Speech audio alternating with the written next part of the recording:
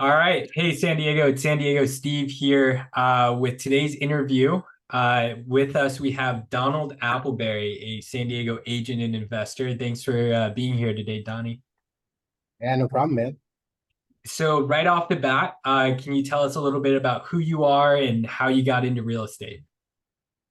Yeah, so I'm Donald. I've been an agent since 2020. I got into real estate um 8 years ago now. I got into real estate while I was in the military. I was in the Marine Corps for 5 years. I was a recon Marine, 0321, at First Recon Battalion here at Camp Pendleton in San Diego. I was fortunate enough to spend all of my time in San Diego, which was awesome.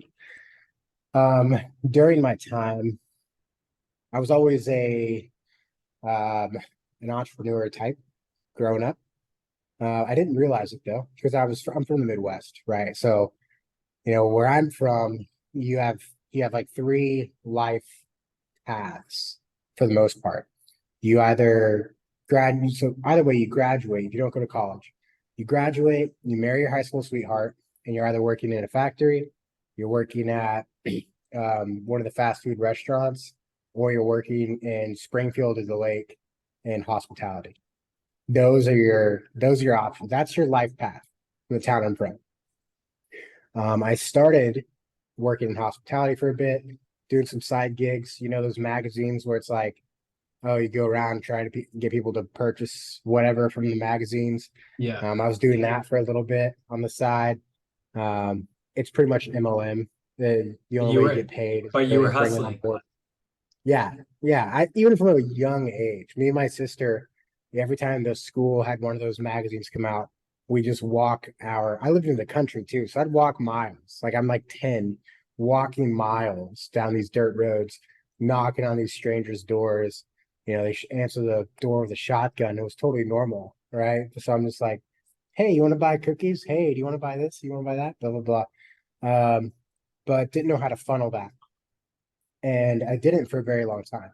So when I joined the military, and I had, the most money I'd ever had before, which was still not a lot, I was right? gonna I was say used to, for everybody, what does it mean for a brand new kid in the military? right. So I was managing a steak and shake, and then I was also bartending and waiting tables at the Lake of the Ozarks. So if you've seen the show Ozark, I bartended there at a place called the Naughty Fish.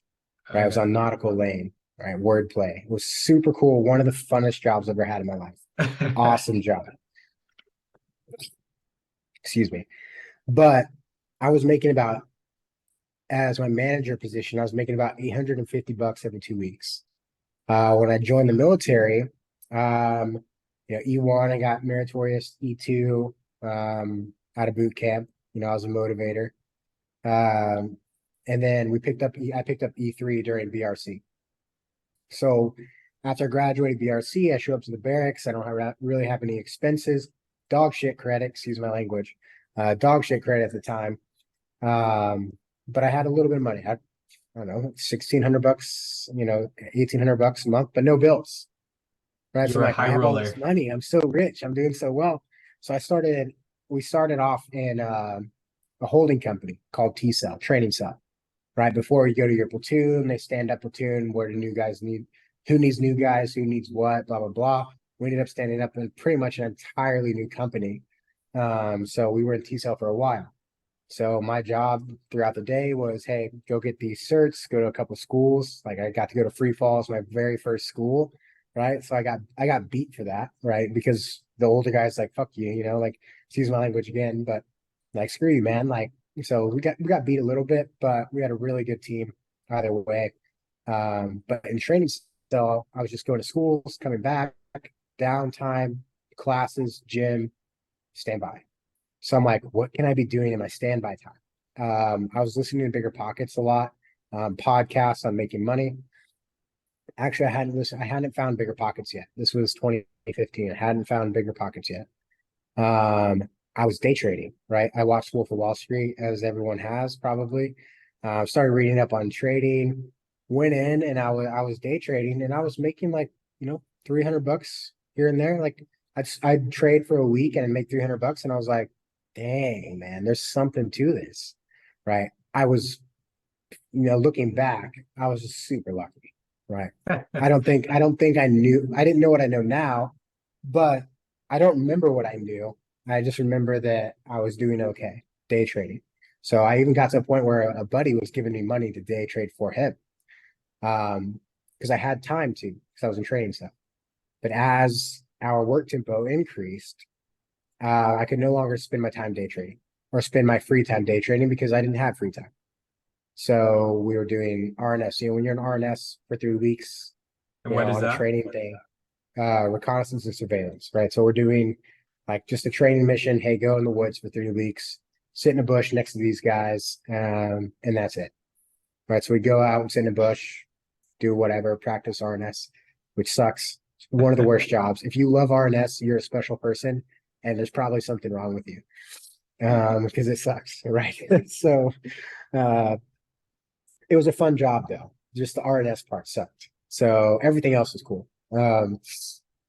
Sorry, I'm just getting over a sickness, but anyway, so we come back. I still had some white space, and we still had weekends for the most part when we weren't on training, like longer training evolutions. So I started looking for more passive ways to invest. And I came across a scam, I call them the guru. I came across a couple gurus. Wholesaling is the lowest hanging fruit, right? So there's a million gurus for that because they're pretty much saying with next to no money, you can make hundreds of thousands of dollars, which is true, right? But not for the everyday person that moves in to take on wholesale. You can't just say I'm a wholesaler and now I make 100 grand a year. You don't go put CEO on your business card of Wholesale Inc. and automatically make 100 grand, right? There's a lot that goes into it, but they don't really show you that. They tell you pay me and I'll show you how. And the one I fell into, I'm not going to say his name, but it rhymes with Spody Kerber, right? He's a Navy vet, and he's built a great business, huge empire, awesome funnels, awesome systems. The program I went through at the time, because he's had several since then, and he's rebranded a lot of his programs too, probably because of the reputation it gained, I'm guessing. But they've rebranded everything as well. But I paid, I'd saved up and made about 25 grand, and I paid most of that into that program. It pretty much was teaching me enough to know that I probably can't do this on my own. That's what the goal of the system felt like. Hey, like you need us, right? You need us, our connections, you need our know-how, you need this, you need that. And in some sense, they're right. You need a mentor. You can find a mentor without paying him 25 grand to tell you that you need him, right? And because like I said, most people when they start, like, oh yeah, I'm gonna be a wholesaler. I know nothing about wholesaling. I've watched some YouTube videos, but I don't know the ins and outs. I don't know sales. I don't know funnels. I don't know landing pages or SEO and scripts and like contracts, legalities. I don't know any of that. So I obviously need to pay this guy a crap ton of money to help me, which in some people that works. But for a lot of people, the general audience that those people are marketing to, they're going in to get rich quick, which there's nothing wrong with getting rich quick. Getting rich quick is the best way to get rich, right? I would love to get rich quick, right? If I could wake up tomorrow and have $10 million, hell yeah, sign me up, right? But there's some nuance to that, right? I don't think there's anything wrong with getting rich quick. I think there's a problem with the people's mindsets on how to get rich quick, right? So they think I can go in here with no knowledge, no experience, get someone to let me wholesale their house and I'll make a killing. And that's not how it works generally, right? They're all the outliers. Anyway, after I spent way too much time and money on that, I realized that it was, my very final interview process for the Platinum Club, because I told them I had $90,000 set aside to invest. I did not have money. I did not have it, but I was suspicious this was a scam. Not that it was a scam. I was suspicious they were after my money, not after helping me invest in those. So after this questionnaire said, how much money do you have set aside to invest in real estate? I told him 90 grand. And E3 sitting on 90 grand, unlikely. After I've already paid about 20, unlikely. The final pitch was, hey, we think you're a perfect candidate for our platinum service. It's $90,000. You'll work one-on-one with Spodie Kerber, right? And it'll be great. They asked me 50 questions, all obvious yes questions. Are you ready to start? Do you want us to keep you motivated? If you're not being motivated, will you let us give you a kick in the butt, get you on stance? Yes, yes. A bunch of yeses. And there's a rule. It's I believe it's 40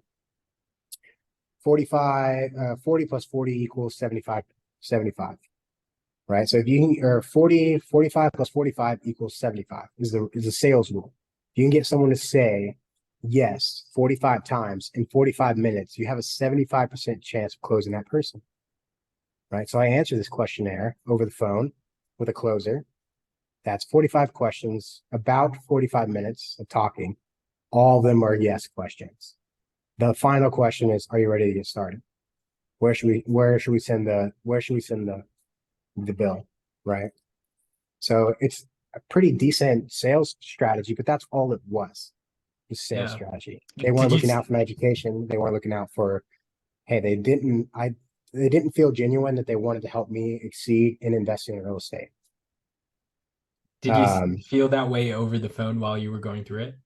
Yeah, very, very much so. I was sitting in a Lowe's parking lot, getting stuff for my house I was actually fixing up. At the time, my wife was next to me and it's on speakerphone. And I'm just sitting there like, this is so gimmicky. How do people fall for this? Right? What kind of desperation leads you to not realize that this is 100% not someone looking out for your best interest? And there's people out there that like that. It's no fault of them, but they really want a change of life. And these people are promising them that, and they're profiting off of those false promises, right? Because you can't guarantee. There's no guarantees in real estate, no guarantees in life, right? So the only guarantee you have is it's gonna fucking suck, right? So I'm gonna have to do a lot of editing to this video. Right. Yeah, man. My bad. You just bleep out my words, right? But anyway, after that, I told them I didn't want to move forward. They sent me back to another closer, the first guy. I was like, no, I'm not interested. So I kept looking online. Long story short, kept looking online, found Bigger Pockets, listened to Bigger Pockets. Like, I listened to 3 podcasts a day, right? On the weekends, I'd sit in my barracks room, I'd play Xbox, and I'd have Bigger Pockets playing. I'd listen to that. I'd drive, if I had to drive somewhere, if I went into town, I'd just listen to Bigger Pockets. I'd sit in the barracks parking lot and finish out a podcast if I got home early from something. And I got home, I'm halfway through the podcast. I didn't want to go sit in the barracks room, so I just sat in my car, and listen to the podcast playing on my phone. And it was great. And I did that for years. I've listened, like, at one point, I had listened to every single Bigger Pockets podcast, right? There was at night, I was obsessed. And there were so many different things. The problem that came with that was so many shiny objects. You realize how many avenues in real estate there are to make money. The fact of the matter is very few of them are passive. And it takes a long time to understand that very few of them are passive. Some of them are marketed as passive, buy a house, put a property management company in place, and now it's totally hands off. Not true at all. Trust me, not true. Right? There's one truly passive way to invest in real estate, and that's through limited partnership, being an LP in a syndicated deal or something like that. Pretty much you become a lender. Here's the money, pay me my returns. Right. And that's still not entirely passive because you have to check into updates, right? You get mailbox money, but it's the most passive way. And it's the most passive way to invest in real estate. But anyway, I kept looking for these passive investment strategies. I found Bigger Pockets, I found real estate, started learning. I tried at the end of my career, I tried to purchase 2 properties in Springfield, Missouri. I thought, I don't know how I didn't get sued here, but they were on the market for 35 grand. Elderly lady, she passed away. The city was actually fixing up the house for her. So a lot of the renovation was done, just not all of it. Listed for 35. I offered them 30. They rejected it. They came back 2 weeks later, said, hey, we'll take the 30 grand. I said, it's been 2 weeks. It's now 28,000. Thought I was a hardcore negotiator and they rejected it. And I actually got put in touch with the brothers. I'm not an agent. I had no agent representing me. I was just throwing out numbers. I didn't have a pre-approval. I was literally just talking to some people on the MLS. I have no idea how any of this even, like, how no one called me out, This is right? How all people were on a taking me seriously, this is all on a podcast level education, right? right? All podcast level education, Okay. YouTube University, right? So I'm doing all this stuff. And I finally ended up working with the two brothers. We can work out a seller finance deal, more of like a lease option than a seller finance deal. They wanted me to give them $3,500 to take ownership, and I pay them X amount a month, and I got to collect whatever else was remaining. My buddies back home that lived in Springfield, I got them to actually they wanted $1,500. I got my buddies to give me $3,500 to move in. I paid them $1,500 to take control of the property, and I kept the other $1,500. So I had $1,500 right off the bat, and I was making $234 a month on rental income. 234, never forget. And the rest was going to the guys. Eventually, I met Elena when I came back from deployment. I don't know how I didn't jack that deal up in its entirety. I came back, I was getting out, I was out processing, I was looking at out processing. And I said, hey, I talked to the guys like, hey, listen, I got so much going on. This one deal is just way too much for me. I thought if I removed the moving parts from my life, that it would make the transition out of the military into the next chapter easier.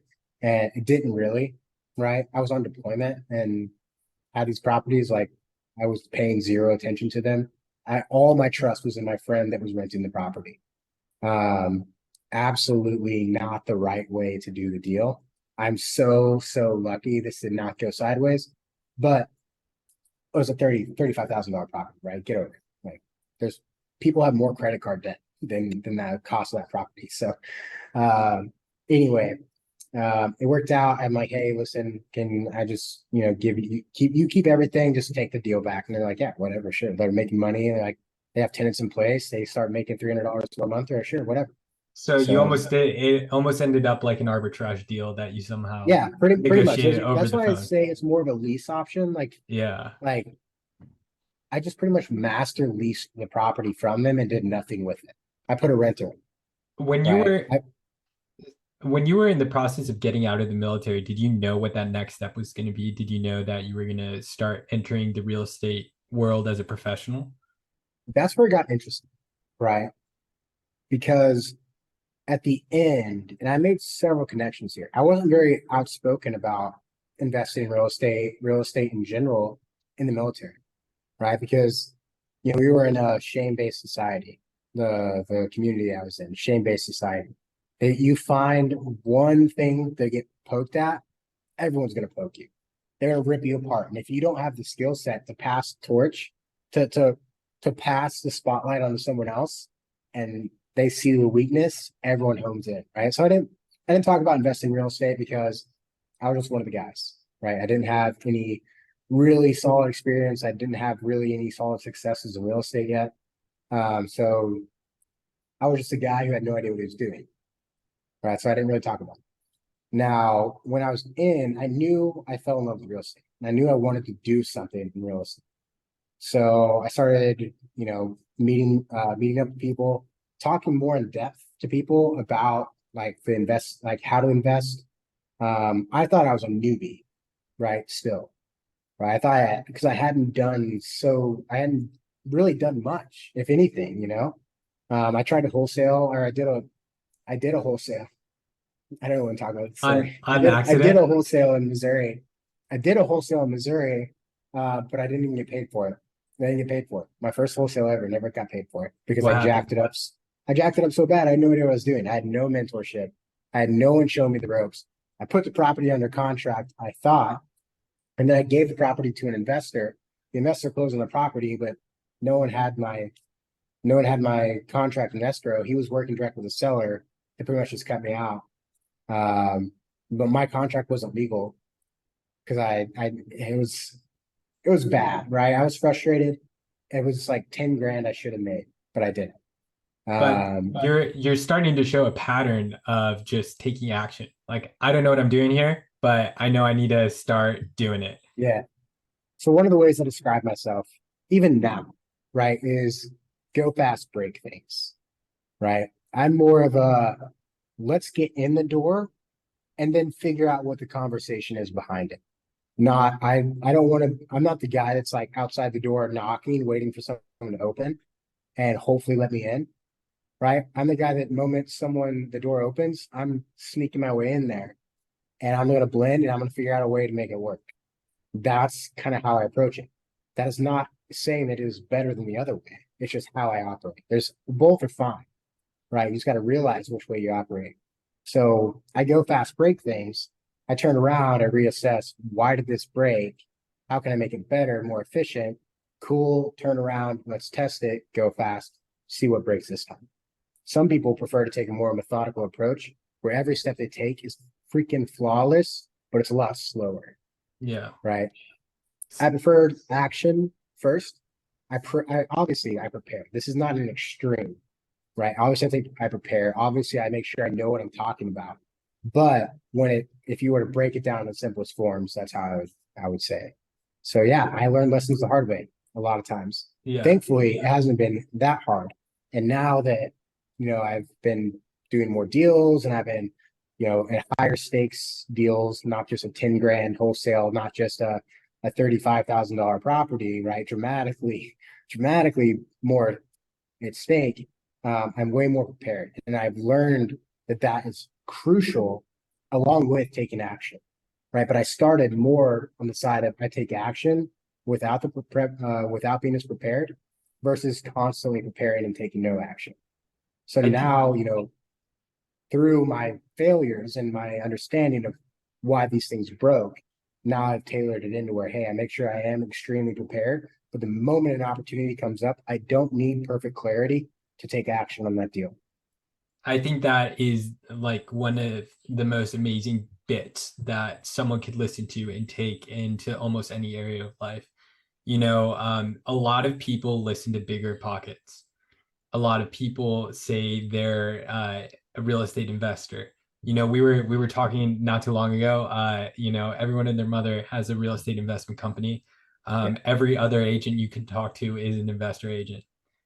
But a reality is that they'll get this education and they'll get the fundamentals down.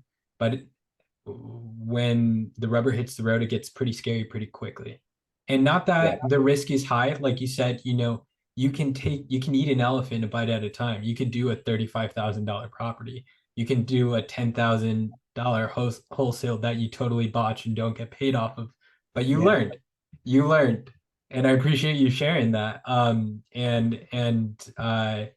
Going fast and breaking things, with measure and with a certain understanding of the risk at hand, I think gets you to where you are. So you're on deployment.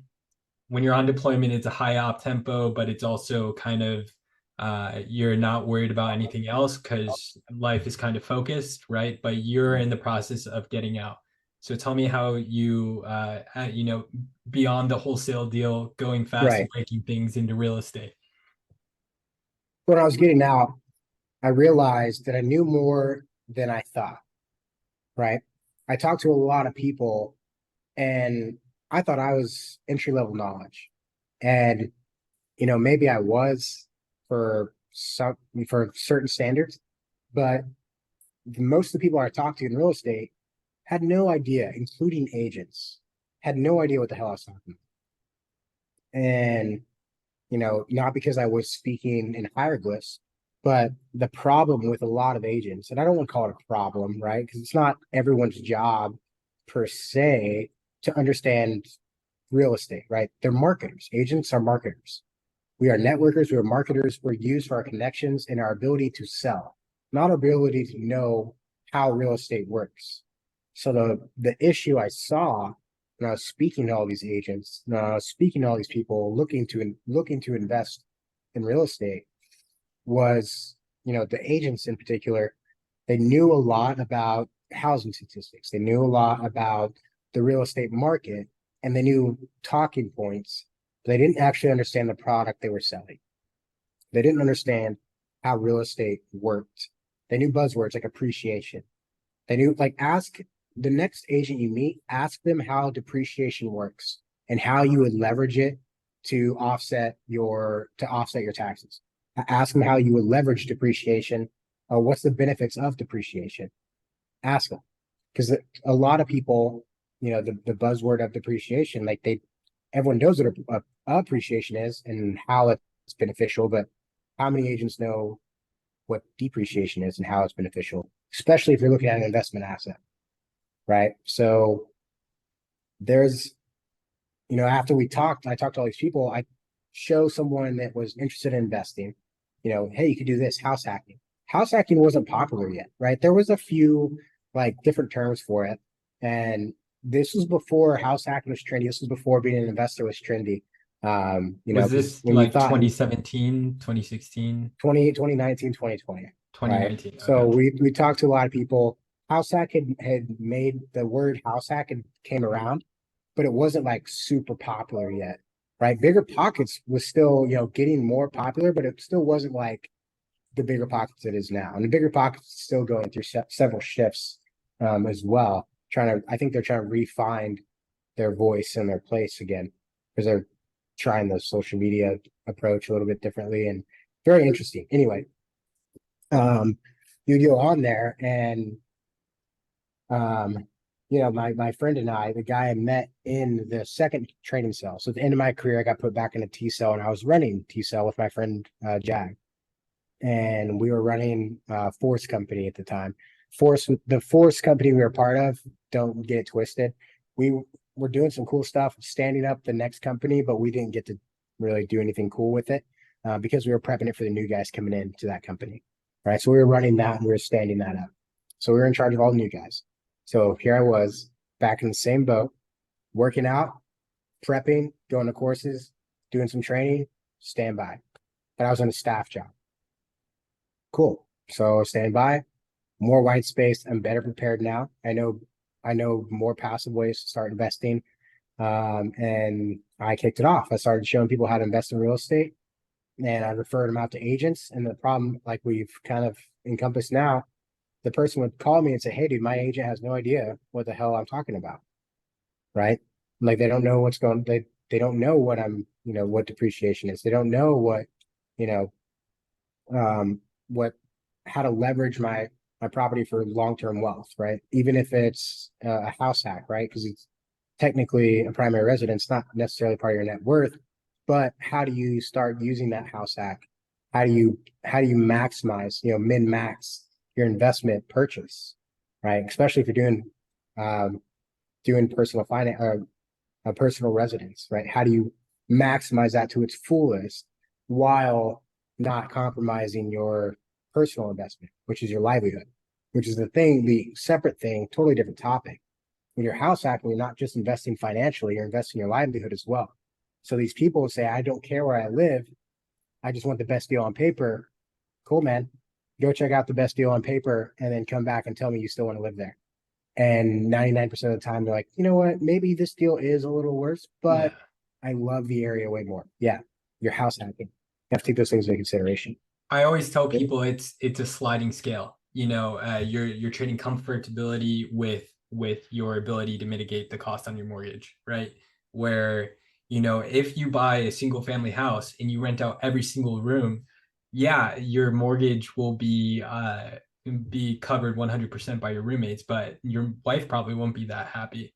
Right. If you get a duplex, higher price point, there's a consequence to that, but you get your own separate unit maybe, and you're offsetting your mortgage, maybe not covering completely, vice, a single family home. So absolutely, there's a sliding scale there of cost benefit analysis that people need to factor into their own lives, because there is an irrational part to being an investor. For sure. And, you know, I met a few people. This one guy, Ben Biggs, he was one of my first real estate mentors, an agent mentor, in a sense. He actually convinced me to get my license. I got my license, um, and was off to the races. And there's a whole big story on how long it took me to get my license. Long story short, disclose every ticket you've ever had. I disclosed one that wasn't real. I didn't disclose it. It was like pretty much a fake ticket. And it took them 9 months to realize there was no record of the ticket. It showed that it was there. There's no record of it because it was a BS ticket, right? I got a ticket in Missouri for driving with a California license. So I got driving without a license, but I had a California license and they said I didn't have a license, but they couldn't verify anything. So like all we have was like the ticket, my recording of that ticket, and they couldn't find files. It took 9 months, but anyway, we have a whole course for that now, just to walk someone through getting licensed. But I got licensed during my pre-licensing. I started holding meetups. My very first meetup, I met one of my business partners, Adid Shah. Met him at a meetup on a rooftop in downtown. Cool. He was cleaning toilets for free for a property man or a developer. Cleaning toilets for free so he could be mentored by this guy, right? Wow. Shows up, Indian guy, Navy vet, hanging out, both just getting started on our real estate journey for the most part. Now Adid is COO of a company that's buying multi-million dollar hotels on the East Coast. Adid and I have partnered on deals where we've had several six-figure exits, right? I met him at a meetup, my 2020. No, 2019. This was 2019. Okay. I was holding meetups before I was licensed. I met him on a rooftop of an office building where I just said, I have no idea what's going on. I don't really know how to be an agent here. Like, I know real estate. I don't know how to be an agent. Let's come talk real estate. I'm not going to pitch you because I don't know how to pitch you yet, right? I don't know how to be an agent. I don't know how to dress everything up and make it be like, wow, I want you to help me buy or sell a house. I just knew what the hell I was talking about when it came to investing in real estate. And I've made several great connections throughout those meetups. I loved them. A solid way to start networking. And anyway, got licensed in 2020. I actually, during my networking time, that purgatory period of passing my tests and getting my license, I saw on Bigger Pockets, one of my now good friends, David Pere. He runs the From Military to Millionaire community. If you're not on that, join. It's freaking awesome. David has a solid group. He's done a wonderful job putting so much free content out. And the mastermind I'm also part of, it's called the War Room. So much value in there. I could go, that could be a whole different podcast, right? So, or a whole different interview, but shout out to him. Anyway, he was going from Hawaii to San Diego. I'm like, dude, I got to talk to this guy. I have to talk to this guy. So I show up. I was a Bigger Pockets fanatic. I love Bigger Pockets still. I was on it all the time, saw him, saw his posts, saw his forums, everything. And so it was like meeting a celebrity for me at the time. And so we meet up in Oceanside at an event. We talk, we have a blast. Turns out he's married and his wife lives in the town I'm from in Missouri, or right next to it, right? He was recruiting there for a while. So when I got recruited, he was on recruiting duty one town over, right? Super small world. So we connect on there, we keep talking, and the initial goal was, hey, maybe this guy can show me more about real estate. Maybe I can learn from him. But now David's one of my very good friends. I'd do anything for the guy, right? So it's just super funny how the world works. But again, I had no idea how I was going to approach him. I had no idea what I was doing there. I said, you know what? I'm just going to go do this thing. You were just and going that's fast. How I got started. Yeah. And I built moving into my agents, how I became an agent, or how I started acting as an agent. I just went out, I would show property. We were doing 6-7 open houses a week. So I was doing like one a day, right? This was before COVID. I was doing like open houses every single day. I was still in the military, right? I was still in the military for part of the time when I was doing these open houses. So I'd finish in San Diego in Camp Pendleton, and I would drive down to San Diego, go to the office, shadow people, see what the hell I'm supposed to be doing throughout the day. And then once I'm done, we would go to an open house, maybe, or I just drive from Camp Pendleton to an open house and shadow them on open house, right? Here I am with a low fade. Yeah, had a low fade in the military. Here I am with a low fade, walking around, jacked out of my mind because all I did was work out. Way too buff. I looked like private security for every open house I went to, right? Show up in like a suit that's a little bit too tight, blacked out shades, and a low fade, very short hair. I looked like private security, but shadowed, learned enough to get started, and then just went for it, dude. And that's the biggest thing. The saying I have is, you can give someone the keys to the kingdom, but 90% of people, 99% of people won't even try to unlock the door. Yeah. Right? It doesn't matter what you know. Everyone thinks they need to know more. In real estate, it's always changing all the time. Policy influences it. Federal economic changes influence real estate. You know, neighborhoods, macro, micro scale. There's so many things that affect real estate that if you think you need to know everything before you take on your first deal, you're never going to take on your first deal. Never. There's always going to be a risk involved. And if you think, like I said, even if you do know everything, 99% of people, when they're faced with that risk, as marginal as it might be, as tiny as that risk might be, they won't take a step and they won't try to knock the door. Right. So that's why everyone's in real estate, but not everyone's successful in real estate. What gave you the confidence going way back to that first seller finance the seller financed option, whatever you want to call it, where you In that listened to case, things a bunch and it was money that you didn't have, and you yeah, made I it had work. What made you step up to the plate? pretty much that realization I just went over. Like, listen, like, I have no idea how to do this. It feels like not a lot of other people know what's going on either. And the only way I'm gonna get it started is by getting started. So I was like, forget at that time, maybe my confidence was, ignorance is bliss in some of those cases. But it came from, I wanted, like, the military is a totally different beast and it feels like a lifetime ago, but I still rep the gear. I still love my community that I'm from. The reason is because the lessons I learned in there about mindset were, I'm going to carry with me the rest of my life. Right. And, when you're surrounded by a group of people like I was, that maybe sometimes aren't the most pleasant people to be around, but are hard chargers. And every day you're fighting to not, you're in a shame-based society. You're fighting to survive. You're fighting to be the best. You're trying to outdo everyone else. And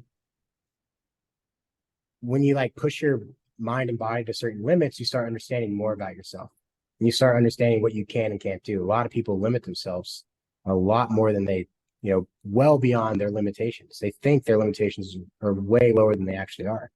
So after, before I joined the military, side note, I was like 265 pounds. I was a big boy in high school. I joined late because I was too overweight to join. No one would take me.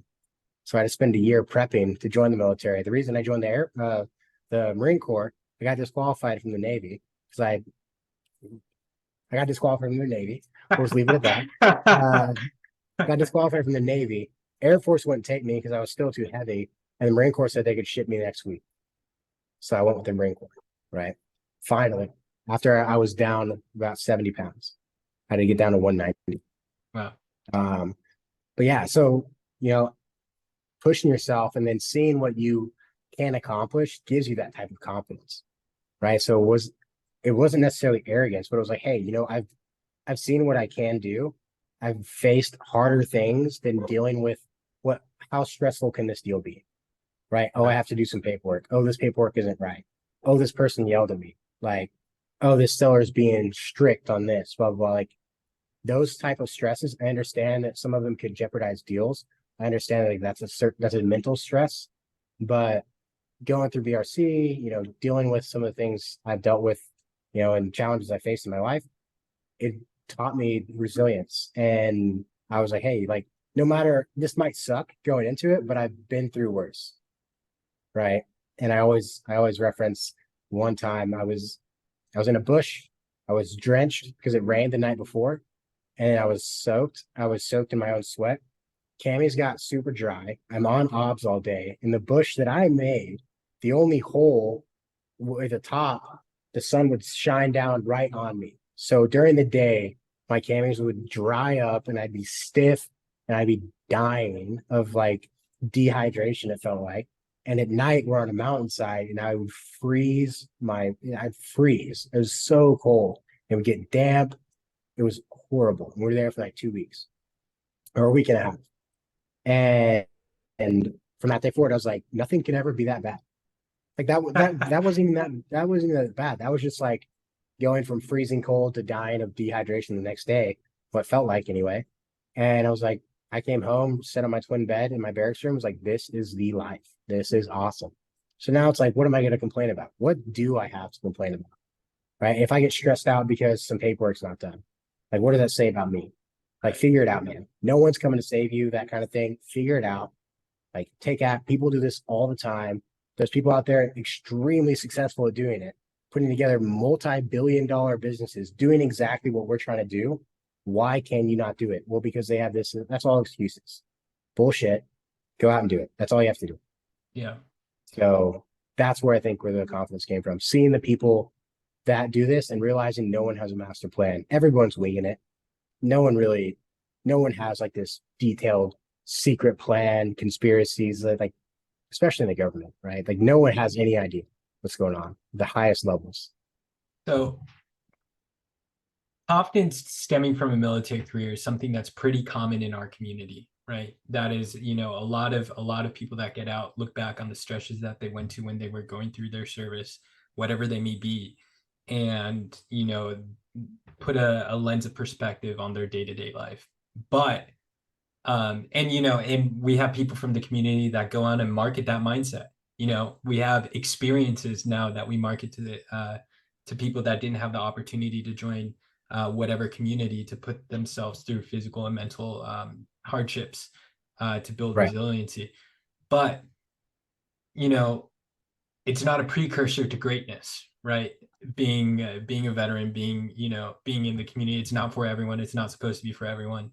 But there are a lot of great professionals in real estate that have zero military experience. But have you found, and this is before we dive into your rookie year, have you found a certain pattern among top performers without that military background, how they conduct themselves, kind of their genesis story, whether it be your mentors or peers that you've seen in the industry, how they've developed their own resiliency as a real estate professional?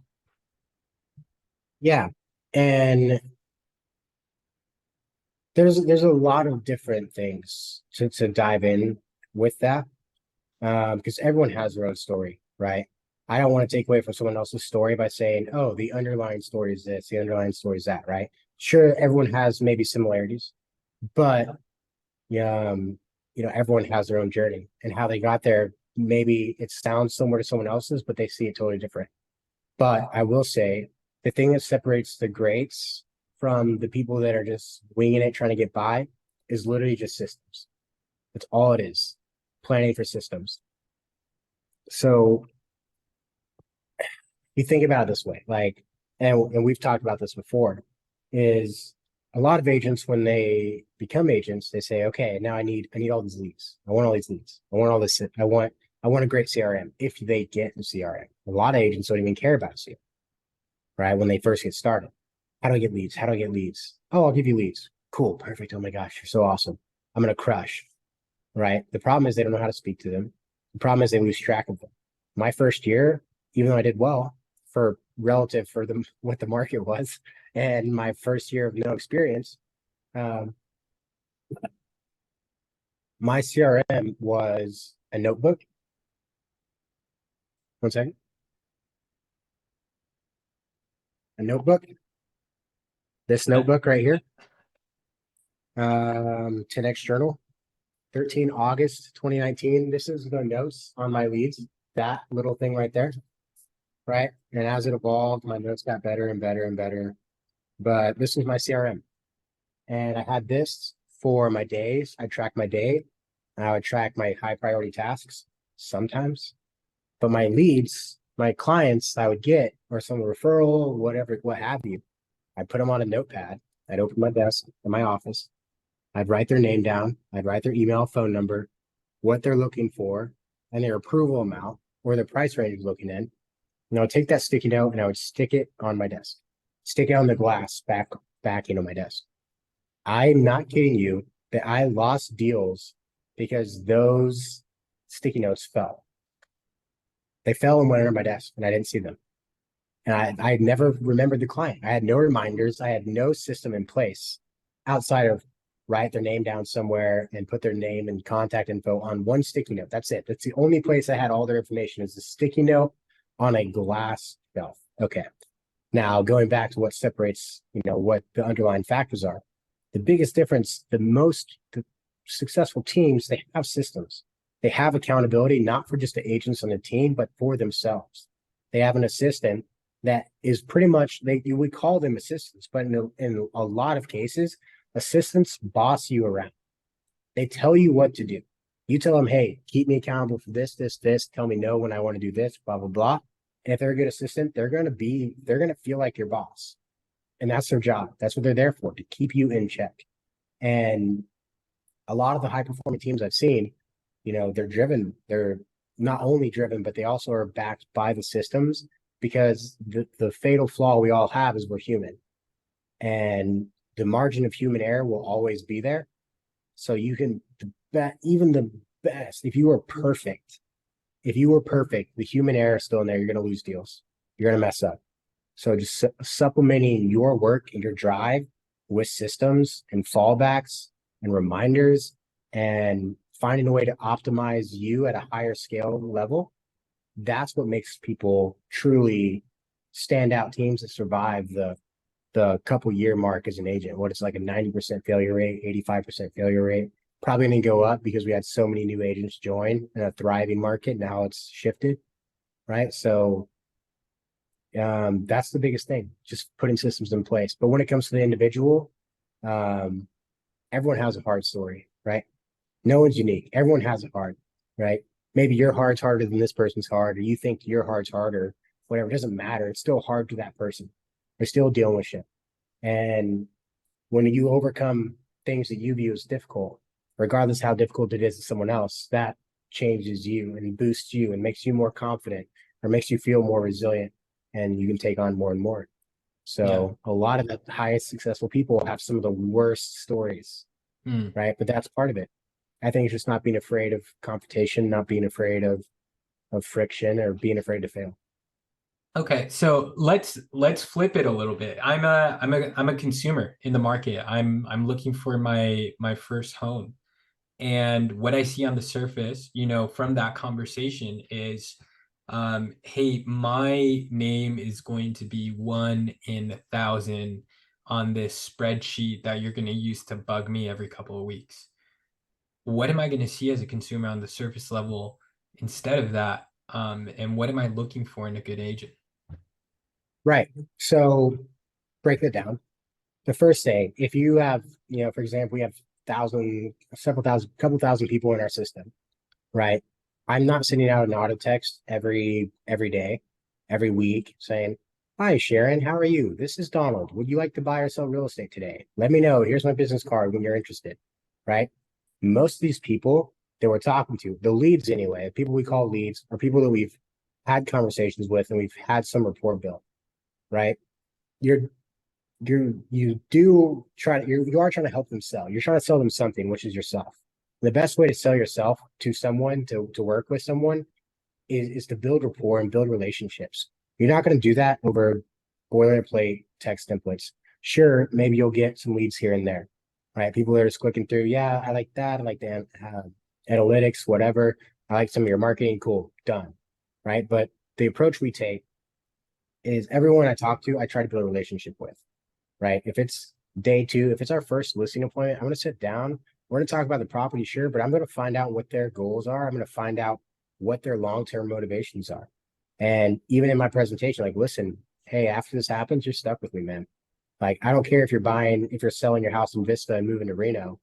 I'm going to stay in contact with you. I want to make sure you're good. I want to make sure that, after we get this done for you, if there's anything we can do to help you continue in your real estate goals, or if it's anything I can do to help, get you to where you're trying to go. If that's retirement right around the corner, anything we can do to help prep that, to make that as beneficial for you as possible, I want to help you do that.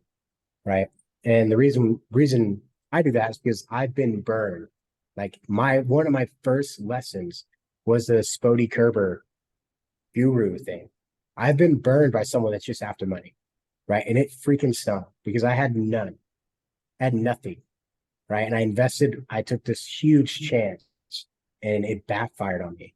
And I vowed I would never do that. Right. The world is starved of authenticity. Everyone is an Instagram reel. Everyone wants to be an Instagram reel. Everyone wants to be a TikTok, a viral TikTok. They want attention, but they'll do anything for it. And to me, it's so inauthentic. And it's not who I am. Right. I think the world needs more people that are truly out to help other people. Yeah. Granted, we are in business. Everyone needs, we have to run a profitable business. We can't just give everything away. Right. So we have to make sure it's done making money, but I'm going to make sure I'm sleeping at night with a clean conscience as well. And I can't do that if I'm just putting everyone on all these spam texts constantly. Right. I'm going to do personal follow-ups. A lot of my reminders are just that, reminders. Give this person a call. Talk to John Smith at 123 B Street. See how they are doing. A lot of my conversations aren't even about the real estate. It's about relationship building. I'd rather do 10 deals with someone than one, right? So I build those relationships. Now, what to look for in an agent, this is twofold, right? Maybe you want a long-term agent. Maybe you're looking for someone you can, build up your relationships with in the market. If you want to continue buy and sell, if you live in San Diego County, you're never going anywhere, but you might be buying a house here, selling here, move. Maybe you're buying in Oceanside and you want to move down to Coronado one day, right? But you want to have an agent that keeps you up to date and everything. Okay, that's one thing. Interview the agent, find someone you like, but make sure they know what they're talking about. Now, if you're just like, hey man, I need to sell my house fast, like there's plenty of agents that can get your house sold, right?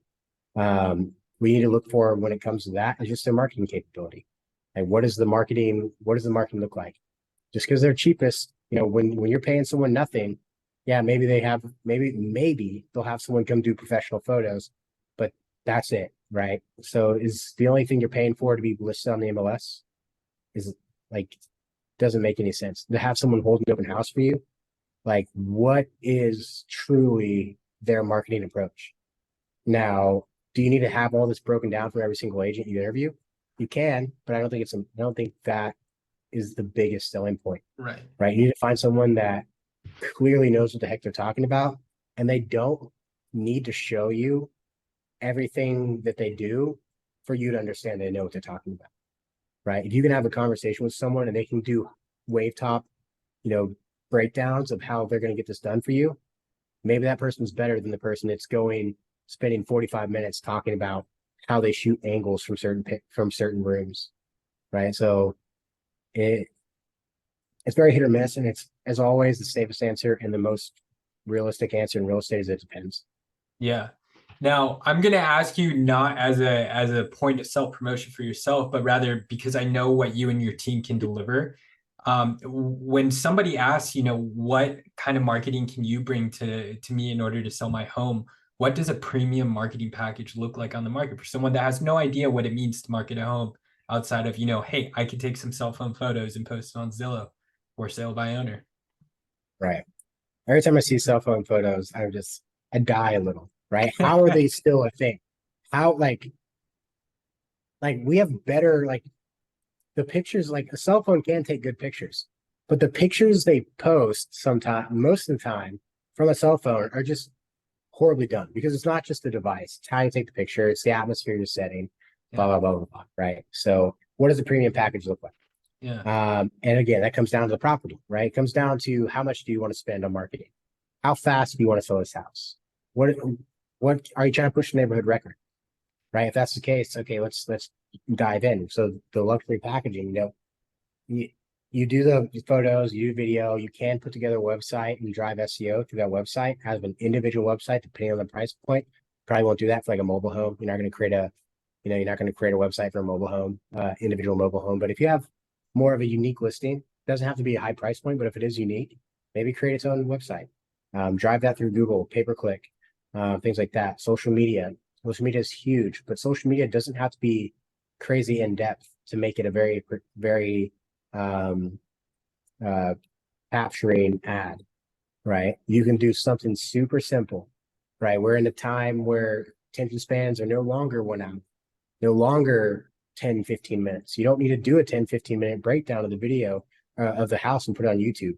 Still do that, but sometimes maybe just a quick reel, what you can buy in San Diego County for this. Like that's one aspect that everyone does, but in promoting those ads, tagging those ads. The last one we did, I did one up in Fallbrook.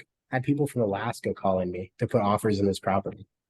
Is Okay, that not insane? on that property, I'm a someone that's thinking about selling my home. I've talked to a bunch of agents. Everyone says I market better. You have 30 seconds in an elevator with me. What makes the marketing that you do better than others? What does really good marketing look like? Really good marketing is not about selling the house. It's not about look at this house compared to this house, right? The buyer's going to do that themselves. It's not your job to do that for the buyer. What you're trying to do is capture all of the buyers. That's what you need, Boom. right? So you need to structure your marketing strategy to where, hey, not everyone looking for a 3-bedroom, 2-bath on the street is going to come in, but everyone in San Diego, in this San Diego neighborhood that's looking to buy a property here, regardless of whatever it is the criteria is, your marketing is so on point that everyone in that zip code is going to show up to your open houses, is going to fill out your application forms. It's going to call you or have their agent call you and ask, hey, where are we at? What do we need to do to lock this up? Right? The property itself, everything about the property is a marketing tool. But your job is to collect as many buyers as possible. And that's how we do it, Boom. including all the way out to Alaska. There I you guess go. we should forget the zip code. Awesome. Literally, we had offers from Alaska. It's so insane. All right. So this last 10, 15 minutes, I wanna pick your brain because you didn't get a chance to mention it. You talked about your run-up story. You're nominated Rookie of the Year, San Diego, year one, right? One rookie of the year, not One, nominated. one Rookie of the Yeah, Year. And then tell us like your brief stats on your other businesses so people really know who you are. got it. Yeah. So my first year in real estate, 2020, whenever we weren't allowed to do open houses without face coverings and everyone was freaking out, a lot of businesses declined and perished. Thankfully, I was brand new. I had no idea how to do any of that. And because I was so lean of a business, because I had none, I was able to pivot very, very easily. So not saying that I did anything dramatically more, better than a lot of other top producing teams or top producing agents. I was just so fresh that I was able to pivot my business to accommodate the new market that happened very suddenly, right? But I executed on that and I stayed very active. I did what I could. I sent out 1,000 freaking peeds a day. If you don't know what a peed, if you know what a peed is, right? But was there a document required for a show and property? And it was so frustrating, but got it done. I closed about 8 million my first year. Um, not a whole lot. I think that's pretty easy to hit in San Diego. Um, closed at 8 million, nominated and won Rookie of the Year for 2020. 2021, my second year. I ended up going solo for part of it. And I did about 14 million, 13 and a half, 14 million, I believe, my second year. And I was actually runner up for agent of the year, boutique agent of the year, for San Diego, right? As a second year agent, which to me made me go, what the heck's going on, guys? Like, come on, I'm my second year. Let's go. Like, let's turn the heat up here. But I was also in the boutique category because of my volume, right? There were agents out there crush, dominate. Melissa Tucci, for example, absolute beasts. And then last year was kind of the start of Titan Capital. So I Which is focused on Titan Capital is a lead generation. Well, it is now a lead generation service, but we started it as our wholesale and flipping company, right? And so we were, prospecting parts of San Diego, Texas, even Florida, a lot of areas where we're looking for wholesale deals, looking for flips, wholesales, whatever the case. However, we ended up putting a pause in that. Once we got it all put together, started it, market shifted. I sat down with my partner and I was like, hey man, This was after the big rush, the big appreciation was going. Flips were, they put a little bit of paint and floors, put on the market and sell $200,000 above $200,000 above what they bought it for, and it's sell $100,000 above asking. Right? I'm like, listen, this is great. There's a timeline on this, and I don't feel comfortable tying ourselves up in some of these deals. Right? Maybe we paused a little early, but we got away from the flips, we got away from the wholesales in time. So Titan survived. But now we use it for more of lead generation. I use it to supplement my real estate business. Pretty much we have cold callers, we have assistants, we have ISAs. It's more one and the same of my agent business, from people that want to be a part of something in real estate, but they can't be an agent or they have no desire to be an agent. So there's Titan Capital. And not to take away from Titan Capital, how much did Titan Capital make last year? Last year, yeah, break even pretty much. Yeah. Break even as from a standpoint of how it was producing revenue, right? Because a lot of the deals don't get paid in to Titan Capital; they get paid somewhere else. So how you break that down, I guess it depends on how you want to view that. But how much money has the companies as a whole made due to the efforts of Titan Capital? Right, Titan Capital is very lean and runs off of itself, but it's not there to make money. It's there to make other companies money, right? So it stays lean. Everyone stays paid from the profits it does bring in, but we don't really put too much into Titan outside of cost. Okay. Because holding companies, flipping companies, and other businesses we have, that's where the money goes.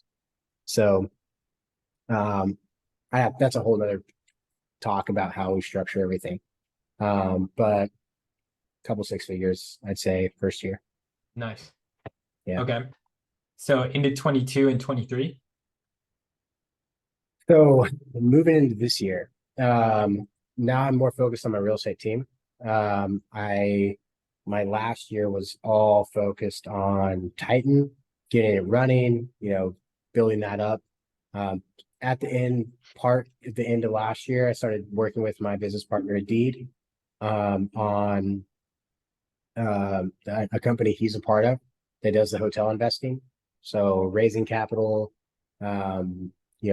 Delaware State Trust, getting people to 1031 into Delaware State Trust, invest money certain other ways. But that was an adventure. I was briefly only a part of that. I was hardly a part of it. That was a Deed's game. But because we worked so closely together, I got to see the ins and outs of everything they were doing. And it was a pretty cool experience for that. And made me realize that one of my biggest passions is more of fund management and monitoring the markets, understanding how can we keep more of the money we're creating? How can we, make this asset way better than what other people are looking at it? Where are the creative ideas for this property? And how can we best utilize it? Like those are my passions in real estate. And that can be applied in many financial markets, but I enjoy real estate. So moving into 2023, I guess I should have brought up a few of the investments we did. A triplex, we bought for $1 million, sold it in 6 months for 1.35 with about 20 grand invested. Same thing, we found mismanaged deals. Part of what Titan does, we find mismanaged deals that are an easy fix. Just go in, adjust management, readjust rents, maybe beautify it a little bit, put it back in the market. That was an easy day with a $350,000 exit, which was pretty cool. So this year focused on prepping the team I have, getting everyone on the team to be absolute killers. We have a lot of people that have came on the team, but not a lot of people stay. Probably had about 20, 25 people come through the team. But we have a standard, right? I feel like that standard is very, very easy to meet, even for part-time agents, because we do have several part-time agents.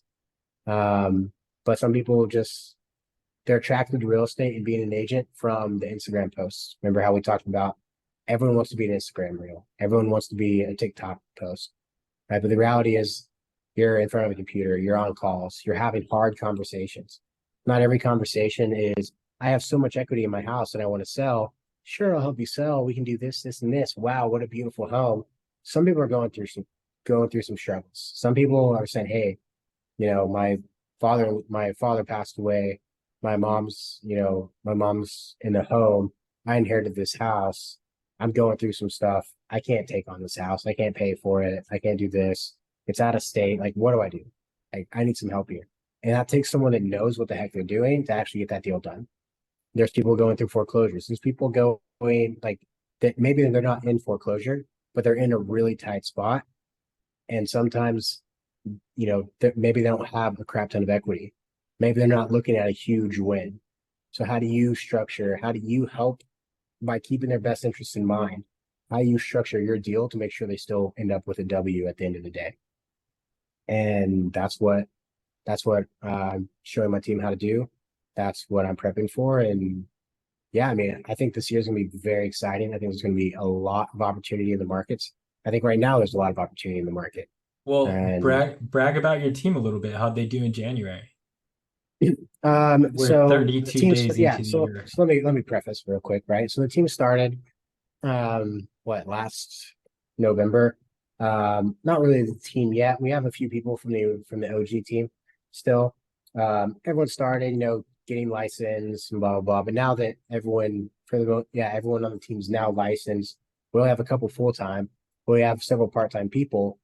The first year, the goal for this year is 100 million. I want the team to hit 100 million volume collectively. In January we did, let me check so I don't misquote. January we did just under 7. So we're still a little shy, right? But we did just under 7, 7 million in volume. And today, February 1st, we have 2 coming soon listings. So we'll add a couple of that. And we got someone showing property right now. So if we can bump the number up from 7 a month to closer to 10, we can get 8, 9 a month. And right now we're in January, right? The start of the year. We're not even in the busy season, so to speak. So I think everyone took the end of last year to get lined out.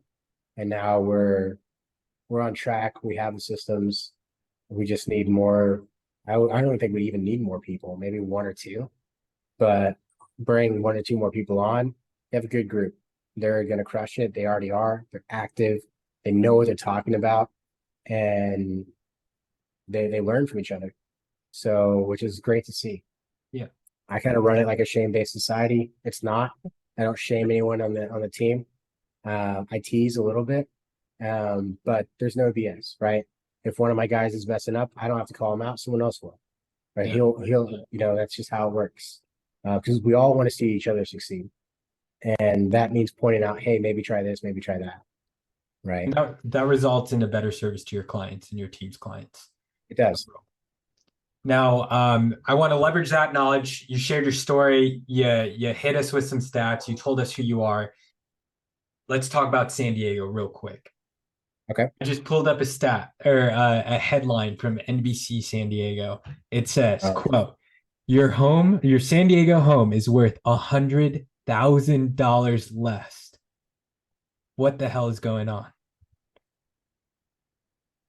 I mean, it depends. For one, it depends where you're at, right? Like San Diego's, talking San Diego City, you're talking San Diego County.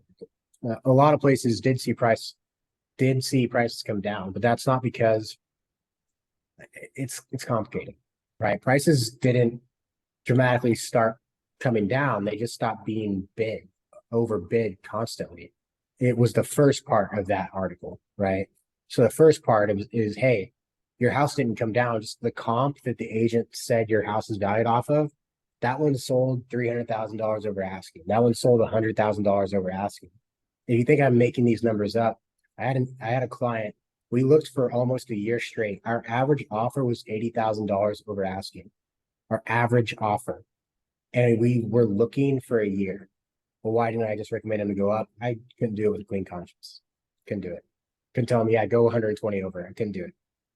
But we were losing, and we were actively looking. So you had people dramatically bidding up prices, right? So San Diego had massive appreciation. So now once the rates kind of went up a little bit, not even when they skyrocketed, but when they went up a little bit, that stopped and it slowed and then stopped. And then prices started coming back down as rates continue to go up. Those relationships are inverse, right? So the Fed is very set on keeping rates high for a prolonged period of time until inflation hits about 2%. Which then again, another conversation in itself. But the prices you're seeing now are reflecting more of what reality is, right? There still is a chance they can come down a little more, right? But it doesn't necessarily mean when you say your house is worth $100,000 less, people say, "Oh no, I made a bad choice to buy." Well, did you? Like, if you locked in a 2.5% payment at 750, 2.5% rate on a house you bought for 750, and now it's worth 650, but in order to buy it at 650, you have to buy it at 6% rate. Who cares if your house is worth $100,000 less, right? If you're going to be there for a long period of time, okay, like don't sell when your house is worth $100,000 less. Like hold on to it. If you have a 2.5% rate, a 2.75, a 3.25, you're probably okay.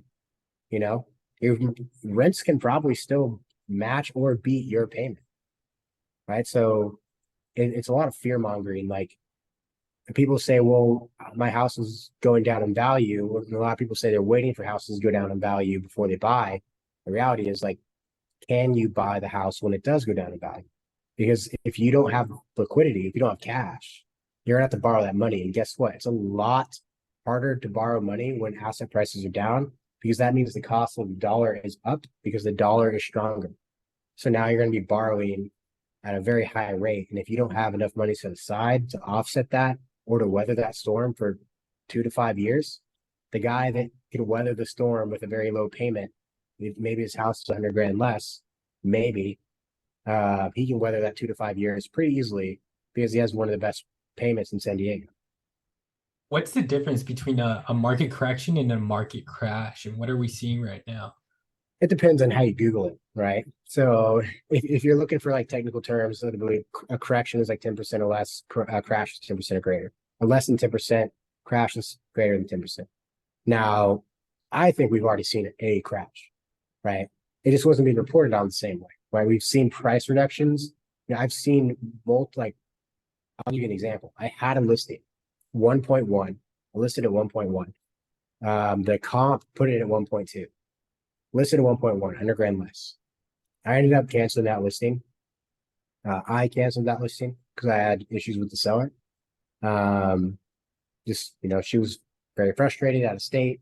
We just didn't get along that well. She worked better with one of my colleagues that was no longer working with me. So I said, hey, you know what?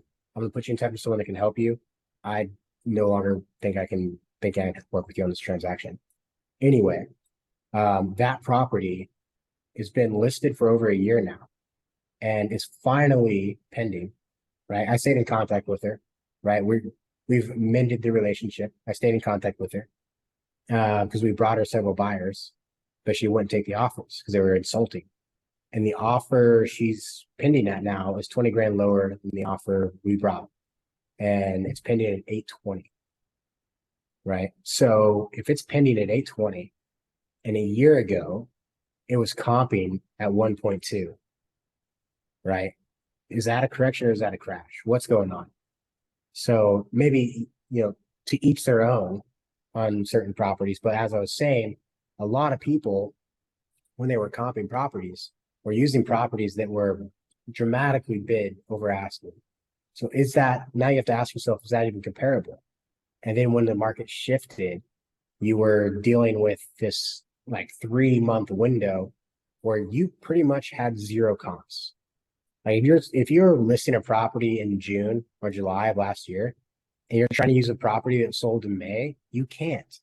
The interest rate difference was way too dramatic, right? You'd say, oh, well, this one sold in May 2 months ago for 1 million. Well, it also sold when the money was a fraction of the cost to borrow. So a lot of people weren't taking that into consideration, which is why you saw a market slowdown and why you saw property sitting, not because no one was buying, but because people were pricing off of comps in an unrealistic market that didn't exist anymore. But no one wants to be that transitory property, right? I think you and I talked about this. Yeah. No one wants to be that transitory property. The one that's, hey, I know your neighbor sold 4 months ago for 750. That's when rates were 2.5, 2.25, right? We're sitting at 5 now. We're sitting at 4.5, whatever the time was. Maybe we don't price at 750. Depends on your timeline. Maybe you might be able to get it, but if you're on a tight timeline, and if the objective of the sale is quick rather than maximizing profit, obviously we want both, but which one is your priority? Maybe we bring that one down a little bit more. And a lot of people had to learn that lesson the hard way, including myself. And me. Um, even when I thought I priced it perfect, I didn't price it as well as I could have, right? Okay. Because I also don't want to have those super hard conversations. Like we have them, but I don't want to look my seller in the eye and say, "Hey, man, I know this property comps at 1.2, but we need to list at 825." That doesn't instill a lot of confidence in my ability to sell the property, right? So thankfully, we've gotten all the properties sold we've listed, but yeah, there was one or two we had that just had a little bit of time on market that I didn't like. Yeah. Now, say I'm a seller and I'm scared to sell. I have equity. I bought in 2016, but I want to move out of state. Should I wait? You and everyone else. Huh? Said you and everyone else. Okay. Yeah, that's how everyone feels right now. I'm talking Yeah. to a lot of people who want to move out of state. I don't know. I love California. I don't know what the issue is, right? But um, yeah. So you want to move out of state? You're scared to sell. Yeah. So where does the fear to sell come from? So the property I have right now is cash flowing for me. And I don't know what I would do with the cash that I get from the sale. Got it. Well, where do you plan on moving to when you move out of state? What state do you want to move to? Arizona, Why do you want to move to Arizona? nice and dry. Nice and dry. It's nice and dry in San Diego. If you want to move there, it depends, right? So what you need to do is talk about, hey, why do you want to sell? Yeah. Is it the right time for you to sell? Right? If you say, well, maybe I would, maybe I wouldn't, I maybe, but I'm a little scared to. Well, why are you scared to? Okay, let's find out that. Then say, what is the point of you even selling? Why would you sell the house? If your house is cash flowing with a rental, if everything's in great shape, if it's a beautiful home and you love it, why would you even consider selling the house? And if there's a reason for that, then maybe we should pursue that reason. Because if everything with the house is great for you and you're still thinking about selling, that means you probably have an even better reason to pursue selling it. Right. So what is that? I want to be closer to family. I want to put my kids in a better school district. Well, some of the ones in San Diego are rated very high. Well, I don't like some of the policy. I'm running into that a lot. I don't like some of the policy here in San Diego. In downtown, I don't like the homelessness. Okay. I love my unit. I love the view. I love how walkable everything is. I love how I can walk to anything in downtown, but I no longer feel safe walking, right? That's to each their own, right? If you're a family, maybe not. If you're a geo bachelor, you probably don't care stepping over some crazy guy in the street. To each their own, right? So finding out what that motivation is. Now let's talk about that motivation. Say you're moving to see kids, right? This is one we've had several times lately. Say during the lockdown, I realized I am by myself. My kids live up in Northern California. I couldn't travel. We couldn't get a hotel. I had nowhere to stay. They didn't have any spare bedrooms. I have 2 properties down here that they couldn't come stay at either. Like, I want to be closer to them just in case something like that happens. That was something that happened quite a bit. Like, okay, so you want to be closer to family. Let's see, these properties, maybe they do make sense, but in the overall quality of life for you, maybe it's better just to offload them. What are you going to do with the money, right? Maybe you purchase the next property. Maybe you don't even purchase anything. Maybe you rent where you go, right? If she's going to be trying to stay next to family, what if they want to move, right? She could buy a house and is going to resell it, maybe if she wants, but maybe we consider, hey, let's see what kind of rentals are up there for you. Let's see if maybe there's one right, or I wouldn't recommend an in-law or something to move next to their family, but maybe there's one close enough by that also allows everyone to have their privacy, right? It comes down to what is your fear. If your fear is you're going to lose money, then you need to look at the cost of ownership, and you need to look at what if you think you're going to lose money, that means you think the market's going to get better. What indicators are telling you the market is going to get better? Let's talk about those. Okay. Now, if your fear is I'm going to list and it's going to sit on the market forever, okay, let's talk about the strategy to mitigate that. Right? Like we said, let's not price off a property that was overbid $300,000 above asking. Let's not use that as a comparable property, right? Maybe it is comparable, but let's see what the realistic price for this property is, and let's have an open-minded conversation about it, Hmm. right? So And that's the key. You're saying if you're a seller right now, or if you're a person that owns property in San Diego and you're thinking about selling, pull the string on why you're thinking about selling. right, And be because maybe you don't open-minded need to about it. sell. Maybe it's not a good idea for you to sell, right? I'm an agent, and obviously I want to help people buy and sell the house, but I don't want to force people to sell a house if they don't need to sell their house, right? Yeah. Maybe there's a better option to do it. Maybe you don't need to sell and you can make a win-win, right? I just sent someone over to do a HELOC because of the position he was in. The HELOC just made more sense. So, to each their own. That's not a strategy for everyone, that's for sure. But we have to sit down and talk about. We have to have a conversation about your goals and your fears and what you want to do with the property and go from there. Like I said, the safest and best answer in real estate is it depends, because it always does. Yeah. So would you say the same thing to the buyer then? If a buyer right now is hesitant, but they're thinking about buying, would you just help them pull that string?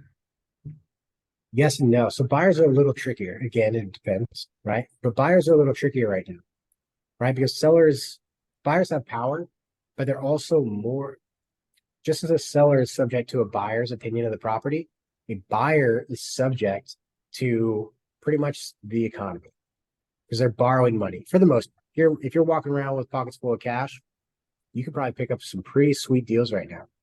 But if you're looking for a first-time home, talking about first-time home buyer, talking about someone doing 5% or less down, VA loan, 0% down, that's what we need to sit down and talk about, right? How long are you going to be in this property? Are you buying this property for 2 years? Do you want to be here for 3? Are you only staying here until your orders are done and then you're going to rent it out? Or are you going to sell it, right? Because that's going to determine how we structure the deal. It's going to determine the type of properties we're going to go after. Do you plan on holding this forever? Is this your retirement house? If your retirement house, then maybe price point, as crazy as this sounds, maybe the price doesn't matter, right? That's the one condition. And say, hey, like when I was talking to people about putting in over ask, like if this is your last house and this is your forever home, and this is the one, why not take the shot for it, right? But in this market we're in now, with interest rates being kind of higher, we have to make sure we're careful. So what we do is we structure deals to make sure, hey, if it does need a little bit of love, we get it dressed up, we get some of the repairs done. Maybe we get some closing costs. Maybe we get the rate bought down from the seller a little bit. It's something the seller takes a hit on, or seller concessions in a lot of cases. But what we're starting to see now, today, February 1st, is that's starting to shift again, right? We're starting to see multiple offers again. We're starting to see above asking price again. So if you're a buyer and you're looking at buying or renting, prices came down, rents have not. What makes you think rents are going to start coming down? What makes you think prices are going to start coming down? Same conversation. Do you think the market's going to get better? I think it's going to get worse. Well, I think real estate prices are going to go lower, if that's their opinion. I'm waiting until real estate prices go lower. Okay, well, what about your monthly payment? What happens to that? If you're borrowing with 3.5% down, why can you only put 3.5% down? That's not encouraging for holding a high rate property for 5 years, 3 years. If you have a high rate, your equity buildup is much, much lower, much, much slower. So maybe you do refinance, but you also have you need a certain amount of equity before you refinance. And if you're not building any equity because you have such a high rate and you're structured with PMI and all these other things, like there's a lot of things we need to sit down and break and talk about. If you think waiting for prices to go lower and rates to go higher is a good idea. And again, it comes down to your personal financial situation, and also your strategy for why would you be buying. Maybe you're going to be here for a year, rent a place. I'm renting this place right now. Well, I'm seller financing this place now. But yeah, Hey, congrats! You didn't tell me about that. Yeah, Yeah, seller financing. That's a shift. I worked it out. I worked it out, right? Because same thing though, right? Like rates are kind of high. I didn't want to borrow any money at those rates. It's like, well, the owner, maybe this guy can hook me up, and I have below market rates on a seller finance deal for this property. So you mean to tell me Pretty you just sweet. went fast and you broke a thing and I now you're yeah, in figured it out, right? Went fast, it. figured it out. Take But action. seller financing is a good deal. I don't recommend it for every single buyer because you Yeah. do need money out of pocket in a lot of cases.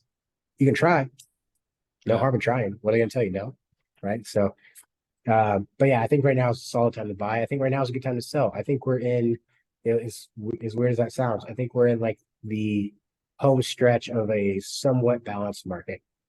So I think if you buy, you can still buy really good deals right now. And if you sell, a lot of people are in pretty good positions to sell, right? Because we do have buyer activity to where, hey, if you do this property and you list it with a team that lists it correctly and brings you all the buyers in the area, then you'll get a solid offer for the property. And if your goal is to move on to something else and go live closer to your kids in Northern California or Arizona, we can get that done. Just because you can make the call now with the time date on it and look back on it later. If you were to throw a dart and say how long that runway was, what date would that end on? May 10th. May 10th specifically. May 10th. All right, cool. 11 a.m. You heard it here on May 11th. We're May gonna 10th. have May no, 10th. on May 10th. You heard it here. On May 11th, we'll have the video release on with the Donnie follow-up interview. Yeah. So Yeah. thanks for sharing your story, Donnie. Just 3 rapid fire questions. All right. Okay. Ready? One, your favorite spot in San Diego that's not food related. Dude, San Diego is the best for food. My favorite spot,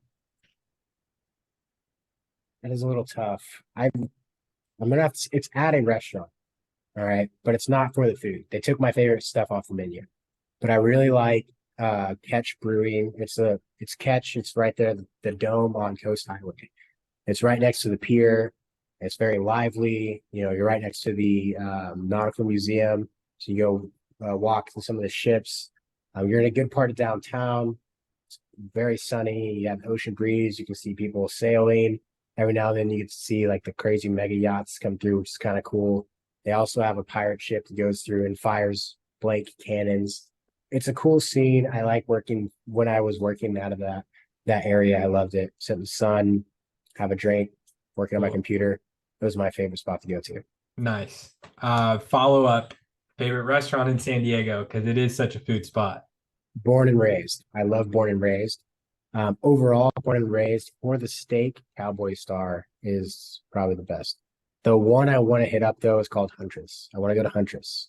Oh, it's But super overpriced. It's good, but it's overpriced. haven't been. Haven't been. Good. I want to go. I I'll want take the you. mushroom dessert. I want that I'll take mushroom you. dessert to have. Yes, All right. I appreciate that. All right. But Born and Raised, I love Born and Raised. Good drinks, good food all around. But the best steaks are Cowboy Star, I think. Nice. Okay. Both in downtown. Last question. Favorite book doesn't necessarily have to be real estate related, but your favorite book. My favorite book. This is a tough one. I have a lot. It could be right now. I think Yeah. the book that has taught me the most, my favorite author. My favorite author is Robert Greene. Hey, Okay, he's written 40 Laws of Power, Art of Seduction, Daily Laws, the 50th Law. I think were you the one recommending me the 50th Law? yeah. About 50 Cent, yeah. The 50th Law, and several others. But I think my favorite book is Principles by Ray Dalio. It's actually one of my most recent reads, Hmm. but it really hit home on so many. One of my biggest rules has always been one of my biggest rules is I am way transparent. I'm very like obnoxiously transparent, right? I forget the word, radical. I'm radically transparent with everyone I work with. I'm radically honest with everyone I work with. Maybe I lose deals because of that sometimes. But to me, it's fundamentally important to me. And when I was reading that book, he has a very similar principle. He uses the exact word radically transparent, right? And that's how he built his business. And he had a lot of pushback and lost deals when he started. but it was so nice to see someone that has operated at such a high level and built something so incredible off of one of my, obviously it was his first, but it was just something I never read about or learned. It's something again, the world starved for authenticity. I want to make sure that I'm not contributing to that starvation. And that's why it's one of my biggest principles. So I took a lot away from that. So my favorite book is Principles by Ray Dalio. Awesome. Awesome. Donnie, thank you so much for your time. I know it's really valuable for your advice and just observations on the world. You provided a lot of value today. So if someone wanted to reach out to you, how can they do that? Yeah, so my Instagram is Donald Appleberry Real Estate. I don't have a TikTok. I think I have TikTok. I don't ever use it, so don't bother. Facebook, Donald Appleberry. You can email me, donald@appleberryrealty.com. But yeah, those are the best ways to get a hold of me. Awesome, Donnie. Thanks. Peace. No worries. Thanks for having me, dude. Yeah. See you.